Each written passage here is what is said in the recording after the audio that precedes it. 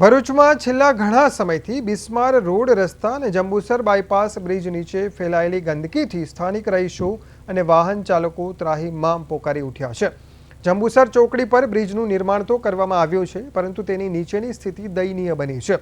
આ સમસ્યાના ઉકેલની માંગ સાથે જિલ્લા કોંગ્રેસ દ્વારા આક્રમક રણનીતિ અપનાવવામાં આવી છે। જિલ્લા કોંગ્રેસના નેજા હેઠળ કાર્યકરો જંબુસર બાયપાસ બ્રિજ નીચે એકત્ર થયા હતા અને સરકાર તથા તંત્ર સામે ઉગ્ર વિરોધ નોંધાવ્યો હતો।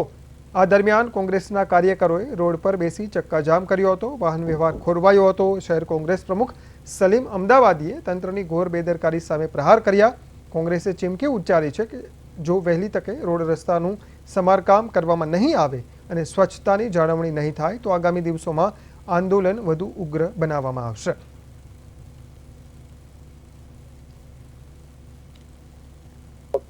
જો સવાર ચોકડીનું અને નર્મદા ચોકડી સુધીનું ડેવલપ થાય, દહેગામથી દહેજ સુધીનો રસ્તો ડેવલપ થતો હોય તો વચ્ચેનો ડેવલપ કેમ નથી થતો? આ વિસ્તારના પ્રજાની દહેજ ઇન્ડસ્ટ્રી કે રિલાયન્સની ઇન્ડસ્ટ્રીનું જ્યારે આ વિસ્તારમાં સૌથી વધારે ટ્રાફિક સમસ્યા હોય તો આ વિસ્તારની એક જ માંગ છે કે સરોવર ચોકડીથી મનુવર ચોકડી સ્ટ્રેટ દેખાય। જે રીતે સરોવર ચોકડીનું ડેવલપિંગ થઈ રહ્યું છે તેવું જ ડેવલપિંગ મનુવર ચોકડી સુધી થાય કે દહેગામ ચોકડી સુધી તેવી અમારી માંગ છે।